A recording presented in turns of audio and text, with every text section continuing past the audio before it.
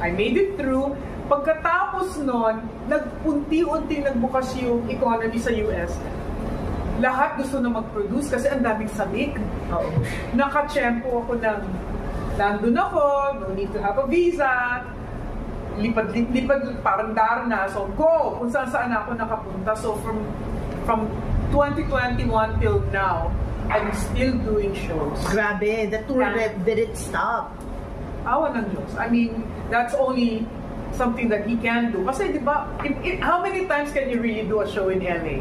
Yeah. Julit-julit lang eh. Iba-ibang lugar lang. Pero, di ba? Julit-julit lang siya. Tapos, marirealize mo, ang isang state, ang laki. Oo. So many cities, mga Filipinos are scattered. So, I thank all of our kababayans. Actually, doon na nga ako nakatira. So, kami-kami, tayo lang nagsusuportahan. Wala ka namang ibang susuportahan, di ba? And then, the influx also of that,